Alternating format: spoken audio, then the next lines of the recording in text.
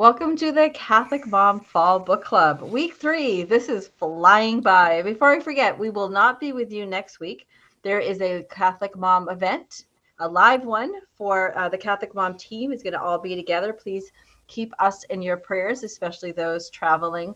And then there'll also be a virtual contributor event next Thursday. So keep those who bring you Catholic Mom every day, the contributors who give so much of themselves, in your prayers as we come together. And we next Thursday, yes, Thursday, we will be back after. I don't even know what the date is. It's right here on my the 12th handy dandy calendar. And your guide that night will be Maria Johnson. I will be in Fresno at a conference, and I will be thinking of all of you, and I'll try to tune in from my little hotel room. But just to kind of a little update that next week we won't be with you live. We'll be back with you on October 12th. And you've got 2 to catch up on, and actually 3 after tonight if you're behind.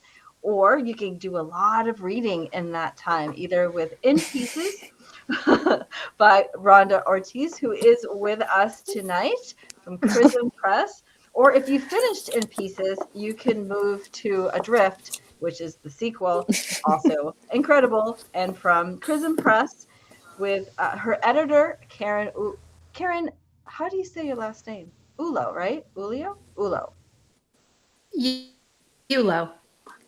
Or Yulo. Or Yulo. Isn't it funny? Like you see a name, and I've seen it for years, and you just in your brain decide how it sounds. And in my case, it's typically completely wrong, as in tonight. So anyway, Yulo. Oh, I've had that happen many, many times. Okay, that makes me feel good. I'm sure most people don't have any clue what my last name. It's Gingrass. People usually say something completely different. Anyway, I usually tease and say, I do. Gin. Gin and grass. Okay, now yeah. I know. I always say Gingras, which is not it. Okay, good to know. I just tease, like, if you drink too much gin, you end up on the grass. So gin anyway. And grass. Oh, that's great. Yeah. I love it. I don't know if that's the way to start a Catholic Mom book club, but that's where we're going. We are human beings, so that happened. So let's talk about the actual reason we're here tonight. Is this wonderful fiction book written by Rhonda Ortiz. Rhonda, we're on to part 3, Alterations. Can you give us a little synopsis of what we're reading and talking about tonight? All right, sounds good. So we have left Boston very temporarily with the opening of part 3. We come into Charleston, and we have Josiah coming in. He is in his whole, mercantile man world of shipping and sales and the whole thing. And but we come into a nice little conundrum, which is his shipmates. It has become evident that word has gotten out that to even his shipmates, his little shipmates, that that he is pursuing a girl. So all of the we have a lot of man's world, and then Josiah trying to get some courtship advice on the table. In the meantime, the ambassador from revolutionary France, citizen Genet, has just arrived in Charleston. Anyway, so we enter into this kind of political dynamic. Back in Boston, Daniel Warren is making his moves and courting Molly. And she is trying to convince herself that this is going to work out and is going to save everybody and is going to fix all her problems and fix this whole gossip problem, and convincing herself that obviously Daniel Warren is just being misjudged. He's just misjudged because he's so kind to have stood up for Josiah. And isn't that great? I mean, he was so kind. And isn't that he was supposed to be his rival? And he stood up for him, and that's going to work out great. And his sister is like, holy moly, stop. But Molly's not hearing this because she's got a plan, and she's stubborn.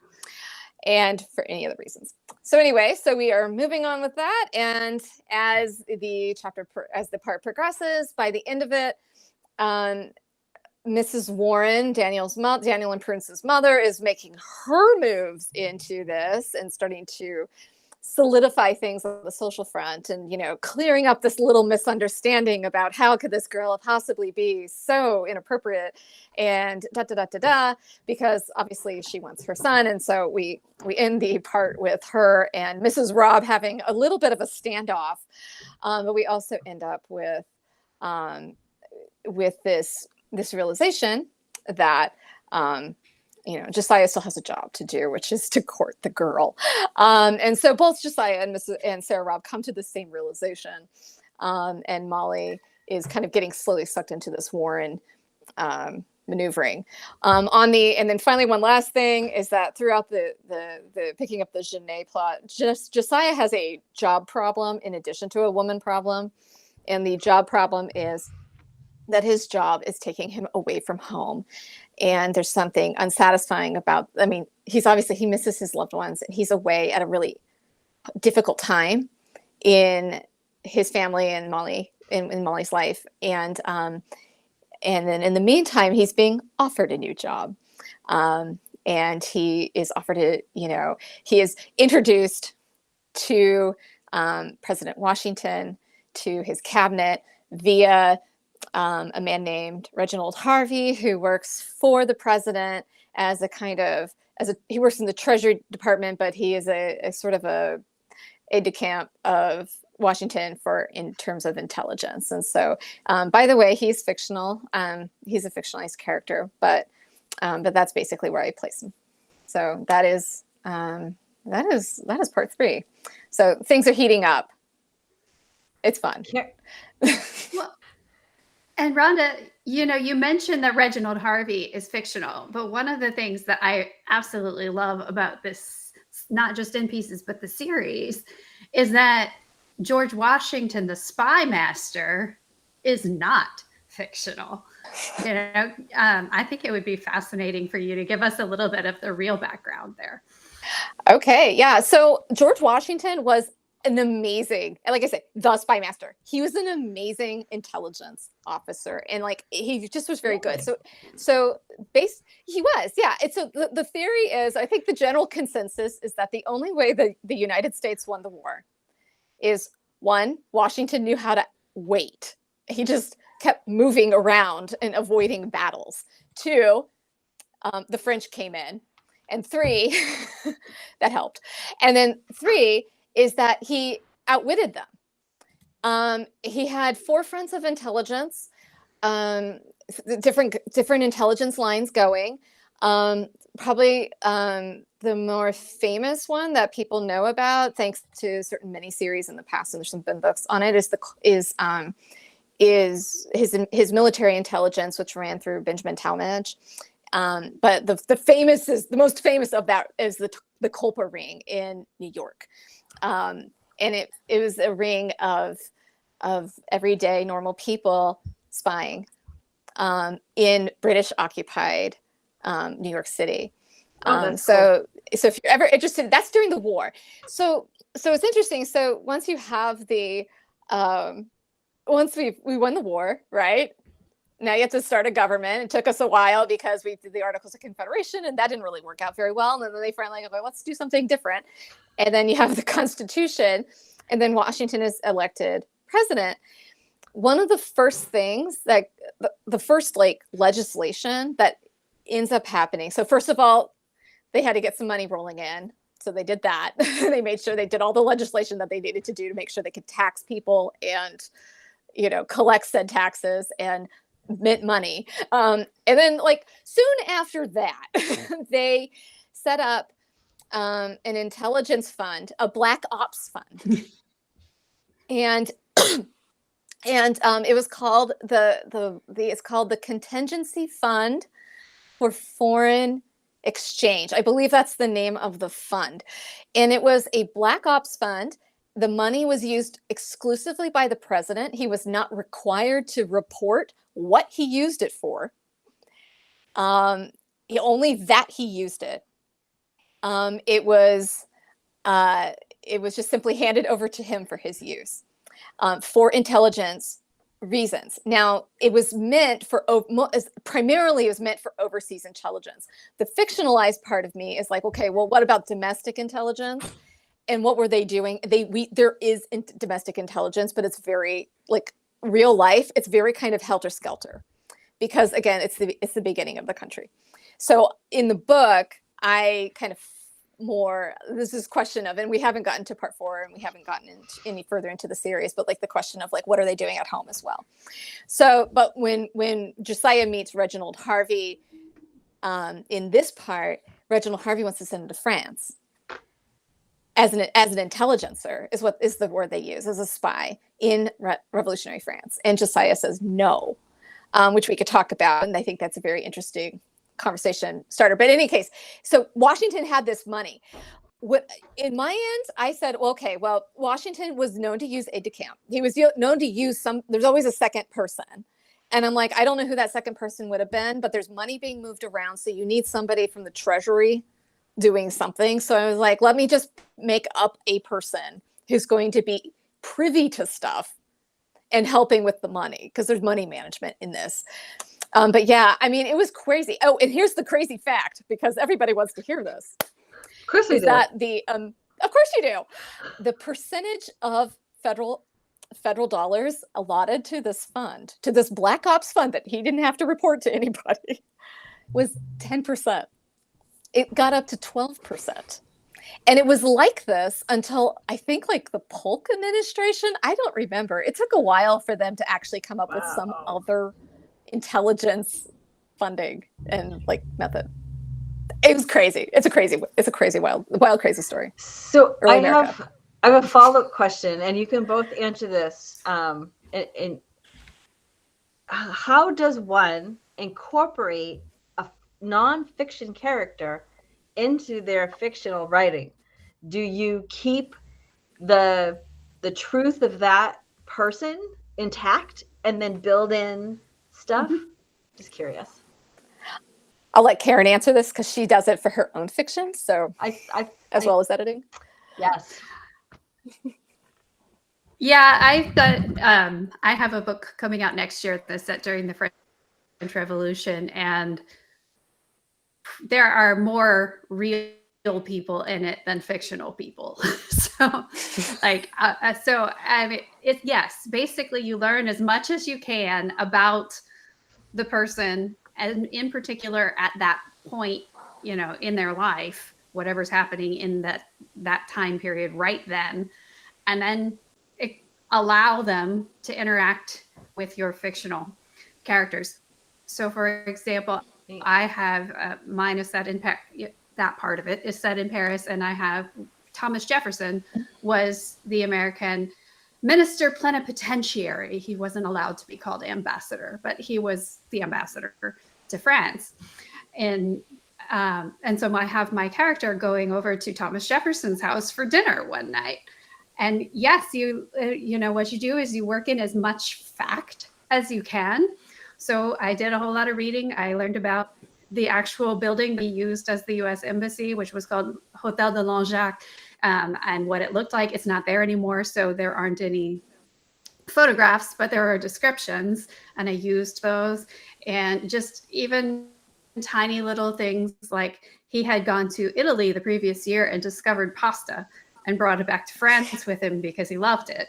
And so I had him serving pasta. And my character, who's French, this is 1788, I think, is that particular scene, and, had never seen pasta before.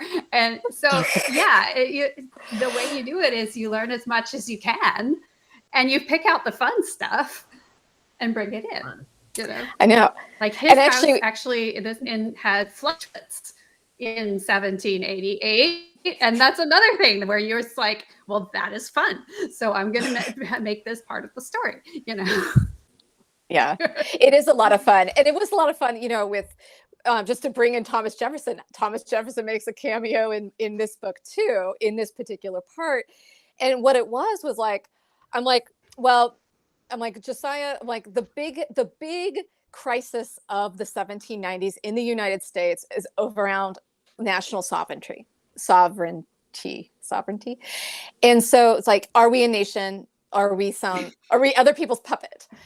And when the English entered the war entered into the French Revolutionary Wars, the French came over, Citizen Genet comes over and basically starts recruiting a navy, and then he wanted to recruit an army, recruiting a navy without permission. So he's recruiting, and this is what we see in this scene in Pieces, is like, he lands in Charleston because his ship got blown off course. That happened really. He was supposed to go to Philadelphia, which is the capital, but he got blown off course, lands in Charleston. Charleston, I can't like spitting this out tonight. And he's, I basically like, I was like, I read up on this scene. Like, I think what happens is what happened. He stood on the stern of his ship and this is what it looked like. And these are the descriptions. And then I just put Josiah there. And then he was going around recruiting and like, you want to be a privateer for me? I'll give you a letter of marque. You can fight the British with me. We're brothers in arms, the French, the Americans, like, haha. And like, and Josiah is like, this isn't my ship. And now we've got a mob. And then and I'm like, this is the first time anybody has known that Genet has landed. So I'm like, well, I'm gonna put Josiah as the person telling the cabinet. So like, went on the National Archives and you look for when did they have that cabinet meeting? And I put Josiah there. Cool. So then I got right, and then you get to put in all the cool cats, right? Like Washington and Jefferson and Hamilton and Henry Knox and Edmund Randolph, and it's like, and then you get to do things with them, and it's fun. Yeah, yeah, exactly. Because who doesn't like this kind of nerdy stuff? Well, and Rhonda, you didn't tell the best part of that particular scene with Genet in Charleston, which is how Josiah gets out of being recruited into the French Navy. Okay.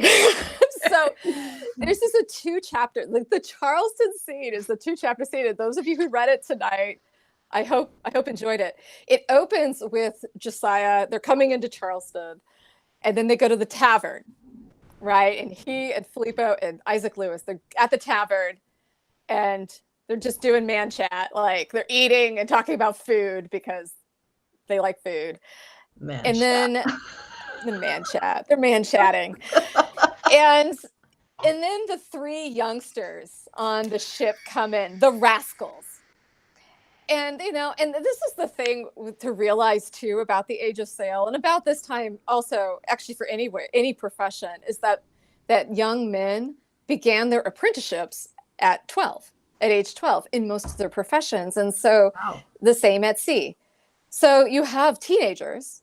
And in fact, many of those ships were often like everybody all the way up to the captain, might have been, no more than 20. 21, Josiah's 23, 22, not quite 23. So you have these, that Isaac Lewis is there is kind of not a little bit of an anomaly. But yeah, so anyway, so they're in the tavern and the setup for this is that the boys have found out about Molly. They're giving him a hard time. And Carson, the sarcastic leader of the group, announces to the entire tavern, he has a woman. He has a woman. Right. And then it goes from there. Get to Genet. Genet approaches him. Okay. Like there's a mob growing. We've got Genet. We're in the, it's a little later in the day. And Genet comes up and he says, that tall man there, get him, like we want him to fight on our side, right?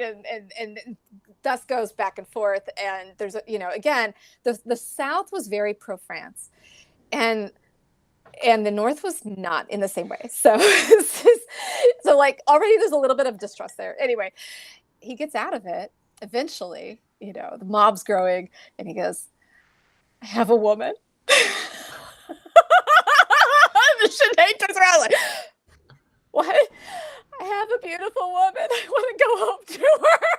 This is his excuse for not accepting a letter letter of marque. This is how he gets out of mob violence and escapes by the skin of his teeth, is to say to this growing crowd that's inside, I have a woman. I have a woman. And he's like, oh, those French, and they accept any when it comes to is love. French. So he's like, oh, you have a woman. He's French. Oh, never mind then. That's fine. It's the right excuse to tell a Frenchman. It is. Oh my God. I will die for anything. Yes. It's so fascinating. Like that, like all of these things that just come together in your mind. Like, what a gift. It is so fun to get the backstory. Like, there's one thing to read the story, but I can't tell you how much I'm enjoying the backstory. And I'm sure we've had hundreds of people watching these videos. So apparently I'm not alone. Well, I'm grateful for it, and it is fun. Like, again, historical writers too can enjoy each other's backstories as well. I mean, I got to read an early draft of the manuscript that Karen mentioned. And it's like, there's actually one place, Karen, where when I was working on Adrift, I was like, can I work this thing in? Like, we made some like really minor connection between the two manuscripts. And it was like, well, that's great, because I have a French character, I have a Frenchman in the second book, so we were able to like time things well. Yeah. And by complete coincidence, because actually Rhonda started working on In Pieces and I started working on mine, To Crown with Liberty, before Chrism Press existed. And she and I were just friends. Wow. And like, we were just emailing each other, and Rhonda at one point had said, could you beta read this manuscript that I've been working on? Is set in 18th century Boston. And I'm like, wait, I'm writing in the 18th century too. and then lo and behold, hers has all these references to the French Revolution, and mine is set during the French Revolution. And we were like, okay. It's in the air. I helped her with the French Revolution. She helped me with 18th century fashion, because of course Molly is a mantua maker and I know absolutely nothing about clothes, whether they are 21st century or 18th. And I was like, I'll fix your revolution facts, you fix my clothing facts, and we'll make it much easier. I let her do all the Brady stuff. I take care of the, Well, actually, but these are like the little details. She takes care of the girly stuff that I can't do. Well, and actually some of it is just like actually really important. I think there was one, I don't want to veer off too far off the thing, but this actually matters. These are the little details in historical fiction that will drive historical fiction writers crazy. But it also, if certain kinds of readers will notice these kind of details. So just as an example from Karen's, there was one place where she had her Joseph, one of the characters was undressing, and he undressed in the wrong order, and just the way men's garments were made, to undress in the wrong order would actually like really not feel good for him. So like I was like, swap those. So it was just one of those little things. I don't want to go into the details, but like it was just one of those like little things where it was like you can actually, everybody has their like geeky spots, and that like the more that we can pick up on it from each other, the better the overall like feel of the historical, the better it gets. Yes. Yeah. I think that's just kind of any reading. Like if I'm reading and something jars me, it throws off the feeling that you're having, or like how deep you're going into the story. I love to get lost in a story, and I don't like to be jarred back when something doesn't fit, or it just feels awkward, or like, well, that character wouldn't do that. Like, I'm not even the author, and I've decided like what the character would or would not do based on how you set them up. So it's kind of interesting that and I don't feel that way with either of your books, and now I see why, because you really you have other people read it. I don't know if people realize that or not, that things are beta read in fiction, that it's not just handed to an editor, that you have people who give you good feedback that help it really help you develop a quality product. Yeah. Yeah, and and we're really the great. more eyes you have on it, the better it gets. Yeah. Yeah, it's true. I was just saying that so true. The more sets of eyes that you have, especially trained eyes, but other authors and editors, but even just people who read a lot. If somebody who's watching here tonight, hey, if you found something that was either really awesome that you were like, I can't believe you got this right, or if you found something that was, hey, wait a second, let us know. Tell Rhonda or send a message to Chrism Press. Like, we want to know. Like, we're total geeks about that stuff, and we want to, rejoice with you over the tiny little details that we're like, oh yes, you will never know how I will die a little. Thank you for recognizing that. But I will appreciate it. Well, so is your editor. So. That's what makes us good at this. Also makes us crazy. No, I mean, and it is true. I have been really blessed, especially with writing Adrift. Again, I'm just called Adrift. Adrift is the second book in the series. One of the biggest things with Adrift was Josiah. I had in pieces, I have nautical scenes, but not anything where he's actually actively sailing. And in Adrift, I have him in a boat. And I was like, oh gosh, I am so toast. Like, I'm so toast. But then I happened to discover the right interest groups and the right things to read. And I have an amazing beta reader. Now he lives in England and he reads all my stuff and he knows his stuff. And I'm like, this is great. Look what I'm learning. I'm so proud of having learned all this stuff about boating. I am a lubber, like a thorough lubber. I get sick. I get seasick. And I love it. Like I think it's great. So so this is like part of the enjoyment of writing historical fiction, is getting to learn all of these things. It's a pleasure. Yeah. So you get to learn stuff that you would never, ever in a million years even think to learn otherwise. Right. Yeah. And I love that you learned it so that I could learn it without having to actually learn it. So having said that, well, that's the fun of fiction, right? Right. Yes. Absolutely. Kind of you get to learn without having to do the actual hard work. Which I love. That's kind of how I got through college. Anyway. So I have two kind of technical questions. One, how long does a merchant ship typically go out of port? And how many men are typically on a boat? I mean, I know that can vary widely, but just the average. Yeah, that's a great question. Depends on the wind and the current and the weather and luck, I think.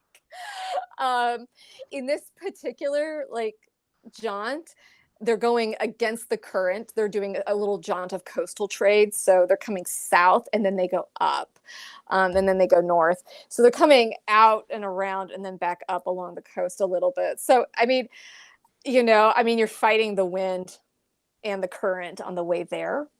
Because typically the wind comes, if it's fair weather, wind is coming out of the west. But it just depends on, it's west or maybe southwest, a little bit, the westerlies. So it just depends on where it's blowing that day, I suppose. It's a very, it's a very respond to nature. We just don't have a concept of that because we have power boats and we have engines and the idea that we'd have to harness nature as she is what makes sailing so interesting. Just simply, and it's also probably why there's so much language that goes with it, because it's just so many tools you have to use. Anyway, but yeah, so in terms of how many men are on that ship, it depends on the size of the ship. He's on a brig. It's a bigger merchant ship. It's a 2-mast. It has 2 masts.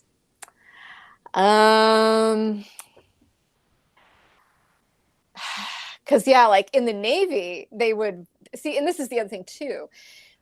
If you're running a naval ship, you would pack that thing full because you have people you're running, you have other uses for the men on board, like you're engaging in battle or whatever. You might lose a bunch of people. Merchant ships tend to run a little bit more streamlined. That makes sense. This is what I'm gathering. I might be wrong about some of that. This is entering into some murky waters here. Yeah, it's a hard call. Yeah, Okay. there would be a number of people on that ship, but there are smaller ships where they're running with a really small crew. That's really It just depends on how big it is. Yeah, and I like the pun of the murky waters. Anyway, speaking of murky waters, let's talk about the courtship. Let's talk about the only thing I know about courtships is what I learned on the Duggars. So I have a lot to learn. Okay. So Rhonda writes with more nuance. Okay, good. I'm like, sorry. Did I say that too pridefully? I'm sorry. Maybe I'm just assuming things about the Duggars. So I think one of the things that this was a fun book to think through. What are like traditional courtship practices? And then what is real life? And I think one of the things to realize, no matter, I had a girlfriend mention this to me the other day. She was talking about, her own personal story and about her husband wanting to, pursue her, and her dad say, oh, you need to do this and you need to do that. And her husband making this point that in the scriptures, no courtship looks alike. I thought that was a really interesting observation. That's true. They're all very, very different. You think like the Duggars, because then they all look exactly the same. Look the same, right? Yeah, no. And it's I'm done with the Duggars. I kissed Sadie goodbye. But there is something true about, like, the critique, at least, that contemporary dating culture is, and now it's hookup culture, and now it's just they don't do anything because everybody's addicted to what is, like, we have obviously lost something. Yeah. So then there's this question of, like, what is the human? What is human about two people falling in love and getting married, or being set up to get married? Yeah. I mean, this is an age when it's not necessarily love that's driving your reasons for marriage. And so, as we see in this book, as we see with Daniel Warren, with Molly, there's something pragmatic behind it,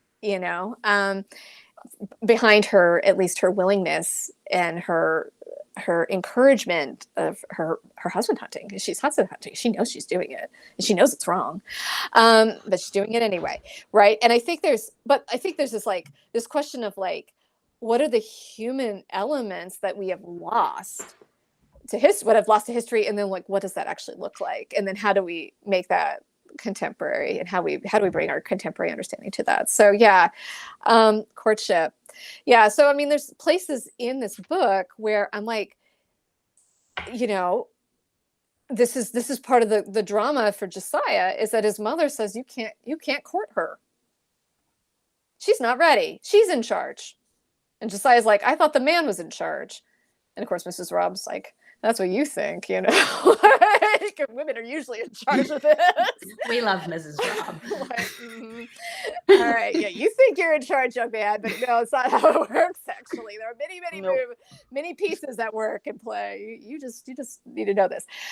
But, like, but this is, that's the first flip, is that Josiah's mother, because of Molly's particular circumstances, saying, put the brakes on, you need to wait for her to make the first move.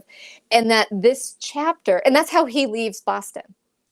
And that's how we enter part 2, where we do not have Josiah's point of view. As I mentioned last time, that was on purpose. So we come into part 3, and we open with Josiah. And when we get around to, he's got a woman, and finally all the truth comes out, and he's confiding in Filippo and Isaac Lewis. And it finally comes out, like, he's irked. He's irritated by something's lacking in his mother's, and it's not just his pride. Mrs. Rob says, you can't court her. And it's like, there's something wrong about this, and he couldn't put his finger on it. And of course, the men are able to put the finger on it, which is Molly's never going to give you any signal whatsoever if you keep on doing the thing you've always done. You keep doing the same thing you've always done, you get the same results you always have, like. And so Lewis says, okay, so there's like, you actually have to court her. But Lewis says, you're already starting to do that. Filippo mentions presence. It's like, yeah, that's nice. Lewis says, that's nice, but it's not the main thing. The main thing is that you're treating her with more respect and you're taking care of her. Those are the two main things. And the next piece, he says, and this is at the end of, I don't remember even what chapter it is, 23 maybe? Is a chapter? Yeah, I think it's at the end of chapter 23. He says the next piece is intimacy. Is that that Josiah has not actually told Molly anything of what's really important to him. And so you have this whole framework. Josiah's head is an interesting place. And he's got interesting questions going on. And he hasn't told her any of this. He's never shared any of that with him and with Molly. And so, so Lewis says, at some point, you're going to be brave enough to share the other things that are important to you. You're going to share them with her. And that's going to be the final piece of the courtship. She's going to know when you treat her better, when you're taking care of her, and when you finally confide in her. And that right there is the courtship that Josiah needs to be pursuing. It's not telling her, because his plan, as he goes through this chapter, right? What were you going to do? Lewis and Filippo are like, well, what were you going to do? He's like, well, I was going to sit down, tell her how I felt, ask her what she thought about it. And they're like, that won't work. Yeah, great. You do that. Watch that fall flat on its face. That's not going to work. Funny. That's not going to work. There are other there's other human pieces that need to happen in order for Josiah to actually win this girl's heart. Yeah. As you were speaking, I was thinking of the term, and I don't think I made this up. I'm sure I heard it somewhere else. Is that friction and fiction? Like that's the meat. That's the beautiful place that we love to dive into, is the friction and the fiction. Karen, any thoughts about this courtship and the idea of courtship at all, in general?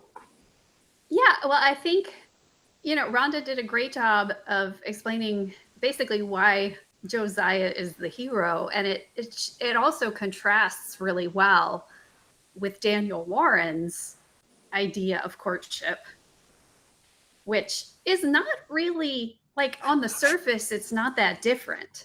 He is making moves to show Molly that he's trying to take care of her. He has his father offer Josiah a job at one point.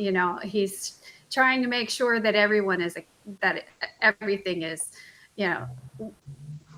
seemingly taken care of. He wants her to come out of mourning and, revisit life after her father's death. But really, the things that he's doing to take care of her are manipulative. He's trying to get Josiah a new job on one of his father's ships so he can get Josiah to go sail to China and get out of the picture, And he wants Molly to come out of mourning, not because she wants her to, be reintroduced to society and have the welcome of her friends and family, or not family, but her friends there, but because she has to be out of mourning for it to be socially acceptable for him to court her, So he is on the surface also taking care of her, also taking an interest in what interests her, which is, of course, Josiah. He is on the surface doing all of the same things, but he's Well, it's true. It is true. It is true.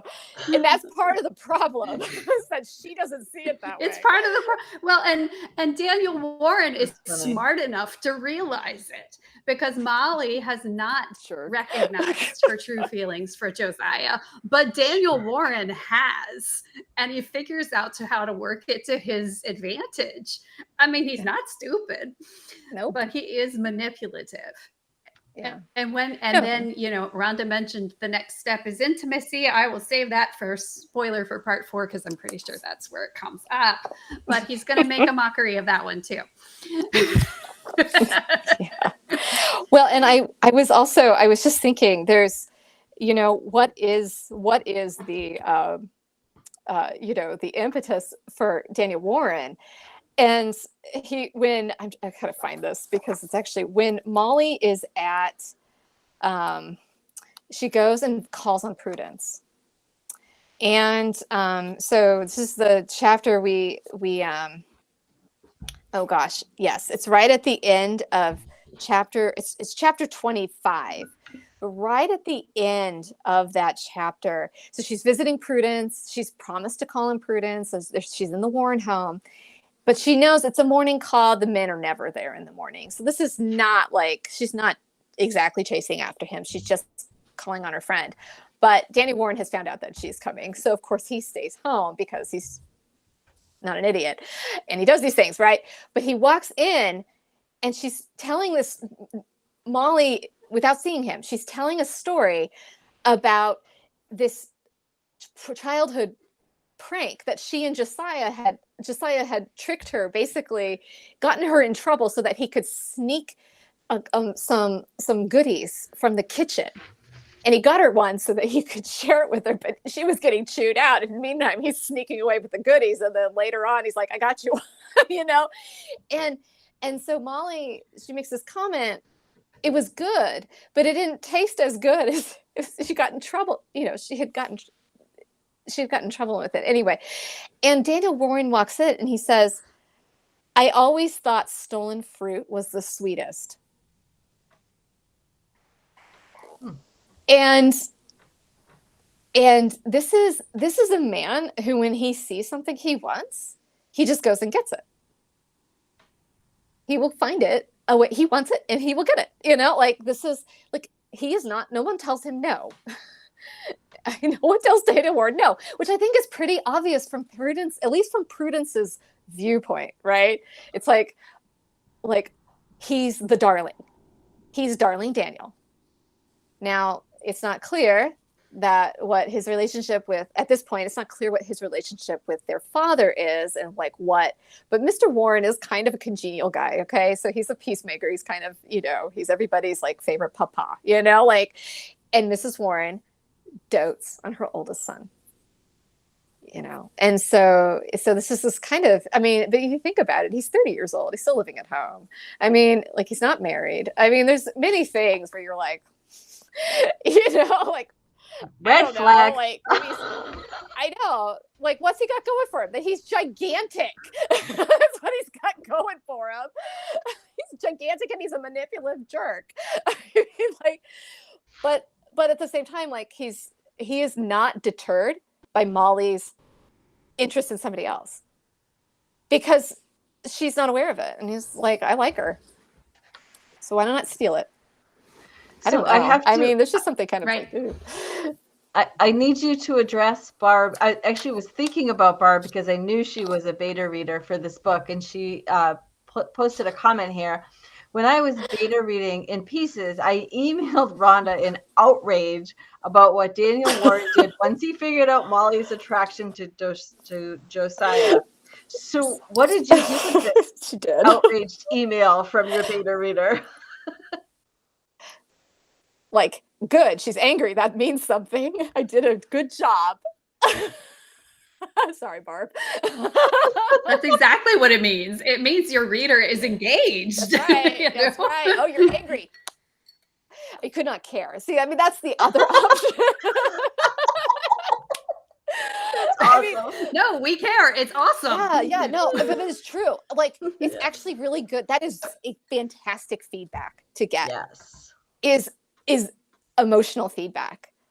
You know, I recently had somebody who was talking about rereading the book and just feeling the same kind of outrage and the same frustration. She was actually feeling frustration with Molly, not because she didn't like the book, not because she didn't know what happened, not because she didn't, you know, root for Molly. She did.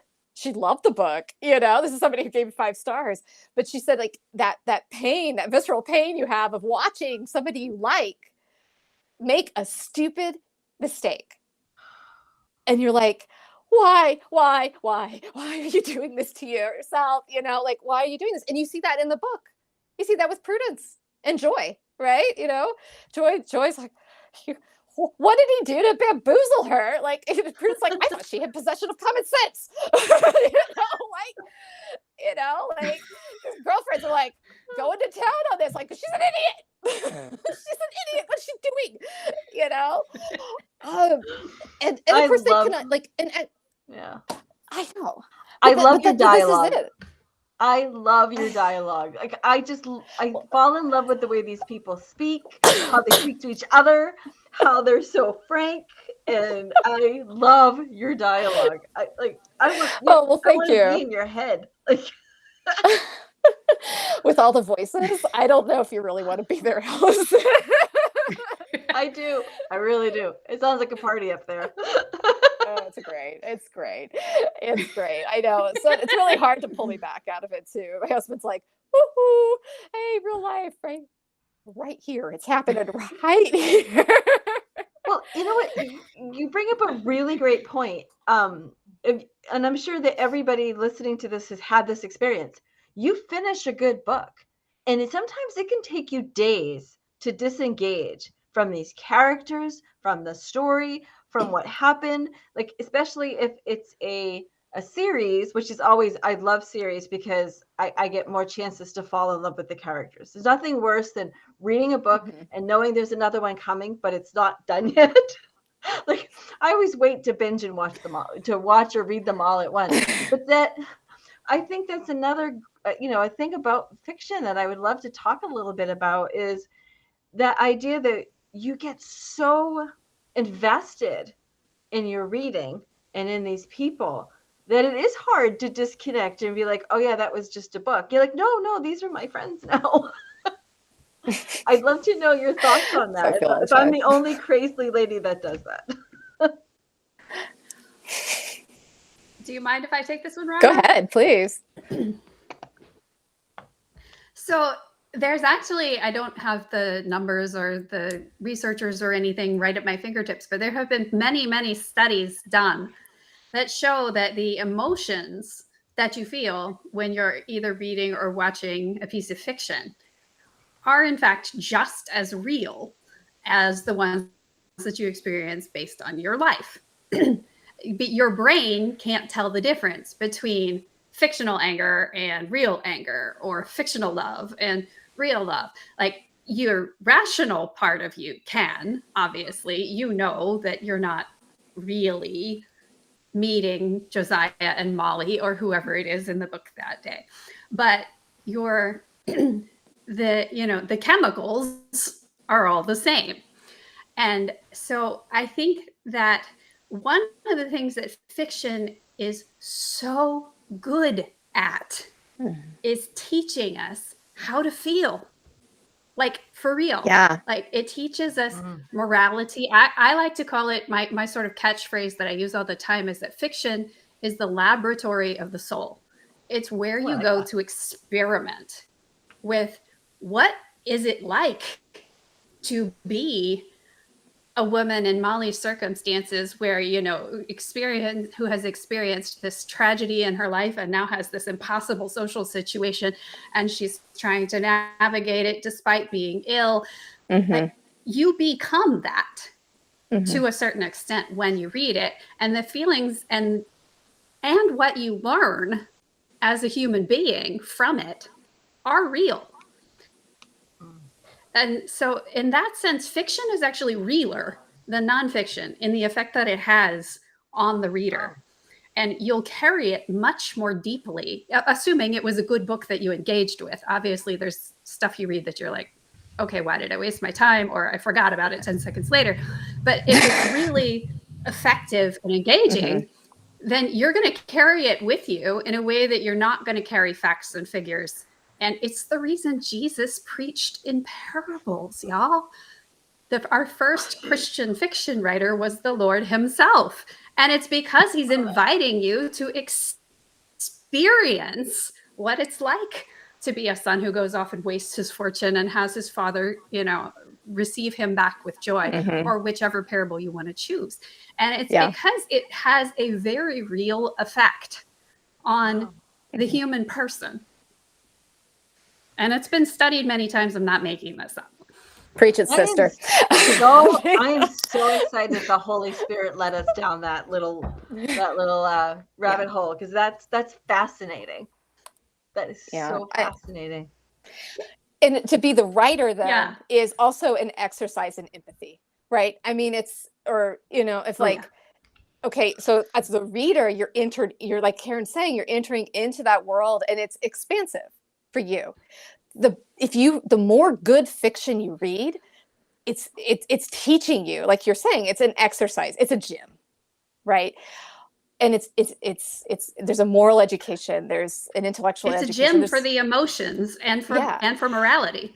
Right. As a writer, it takes on a different dimension where you're like, okay, I have to analytically get inside of this person. So like in Adrift, I take on some viewpoints that that are definitely not my point of view. They're not my life experiences. And it's a real challenge to be like, okay, how do I do, In Pieces is the same, but like, there's just certain things that come up every so often, different points, like trying to say like, what is it that's making this person tick?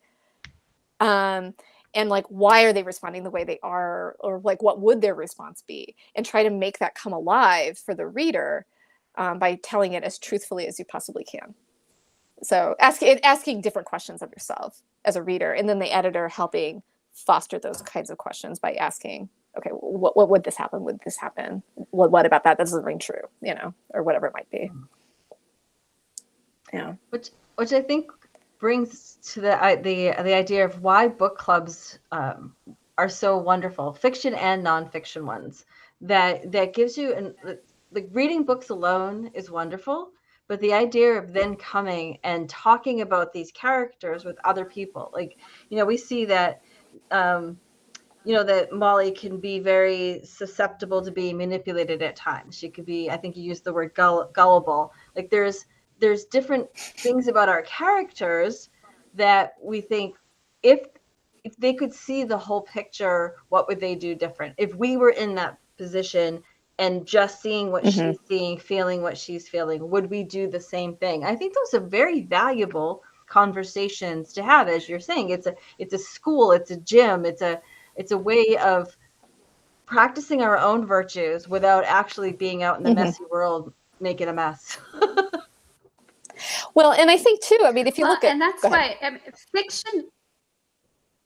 fiction, when it's done correctly, is innately about morality. You're discovering what is right and what is wrong, and where you can't tell the difference, assuming that that's what the author, that the author, him or herself, actually knows and has some idea that there is a right and a wrong. That's where a lot of fiction goes, runs off the rails as we get into relativistic nonsense that just doesn't. But when you're following, your standard like superhero journey, you're fighting to save the world or something like that. Or in a case of a romance, like in Pieces, you're looking at what is love, what makes it tick. And that's where, it has this real ability to teach us both what works and what doesn't. You have both the Josiahs and the Daniel Warrens, and that even if you're a woman who's already married and you're not looking at courtship as part of your life, as I'm sure most of our Catholic mom audience has already experienced that portion of their lives, but it's still a valuable lesson in just humanity. And why do people end up in these awful situations where you look at them and you're just like, how did you get there? Right. Yeah. Well, fiction can teach us that. Yeah. And I think it's, and it's interesting to say that, because if you say like, this question of like, okay, is she gullible? Is she stupid? She thinks she's stupid. That's like one of the themes that runs through this book, is that she thinks she's stupid. And then she does something stupid, right? So now we've just like reinforced that for her, I mean, but there's the question of like, well, why? What's going on there? First of all, you say, okay, there's external circumstances, not thinking clearly. 2, being driven by some, external need, right? Run out of money. People are talking bad about her, talking bad about people that she loves. She needs to hide something, hide her father's death. So you've got hide her own mental health. So that's running right there behind there. But then there's this question of like, why is she so willing to believe that Daniel Warren is good? Or why is she so willing to say he must just be being misunderstood? His actions are proving that he's a better person than I've heard previously. And I thought of it like it's almost a shadow side of a kind disposition. And this is something Prudence says early in the book. We learn that one of the reasons why Prudence is devoted to Molly is because she's kind. She's a kind person. She listens to her. And she doesn't berate her, which is what her mother does. Her mother berates her all day. So like it makes sense why Prudence cares about Molly, because Molly is kind to her. And Molly listens, and Molly is compassionate. I mean, she's spunky and gets all, whatever. She's got lots of feelings, but she's kind. But that means that actually tells us something about Molly. And there's this question of what does a healthy Molly look like? And we going through this book, we don't know what healthy Molly looks like yet, but you can see it from some of the shadow side stuff, and this is probably one of them, which is you get it explicitly from Prudence, but then to see that her kindness can be taken advantage of because she's willing to give Daniel Warren the benefit of the doubt. Because Daniel Warren has pushed all the right buttons. And it gets even better in part 4. And he pushes even more buttons. Oh my gosh. He's darling Daniel. Darling Daniel.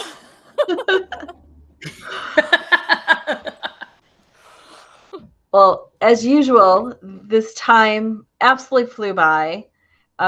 And I can't wait. I'm sad that I'm not going to be here with you on this side of the screen on October 12th for part 4. Hopefully, God willing, I will be in the comm box. You will be led by Maria Johnson, who's one of our Catholic Mom editors, part of our Catholic Mom team. Very excited to have her here. She will have some amazing insights. Everybody, and if anyone who's ever read any of Maria's books knows that we're in for a ride and a half with Maria and Rhonda, Ortiz, and Karen Yulo. And hopefully, again, we'll have Marisa back again. It was so wonderful discussing tonight. I learned so much having this discussion. And I hope that those listening are also being as edified as I am by this deep dive into In Pieces from Chrism Press, written by our dear friend Rhonda Ortiz. Ladies, any final thoughts on this section before we move on? I'll start with you, Rhonda, and then you, Karen. I don't know. I don't know if I have any thoughts except that just hang on to your hats. That's a great thought. Just getting started. Love it. Karen, any final thoughts? Yeah, I think that's a good one. And I just want to say we're going to miss you, Allison, at the last session in 2 weeks. But we are very, very grateful to you for hosting us for these first 3. I missed the first one, but it's been a joy, and we look forward to seeing Maria next time. Yeah, thank you so much. It's been great. My pleasure. I always say it's great work if you can get it, and I am incredibly blessed to get to do such. I think I posted the other day. I shared the video from last week, and I said I get to do the funnest things in the world, and spending time with the two of you and talking about In Pieces has absolutely been a blast. And again, I highly recommend. It's getting, for some of us, it's getting colder. It's getting, that cuddle time with a nice blanket and some hot chocolate. Grab In Pieces and make it part of your winter reading if you haven't already read it. So thank you again for being with us, those who were able to join us live and those who are watching us on the recording. You can catch up on all of these amazing videos on catholicmom.com. And we will see you on October 12th, 7 p.m. Eastern Time for part 4, Holding on Our Hats. God bless and good night, everybody. Thank you. God bless.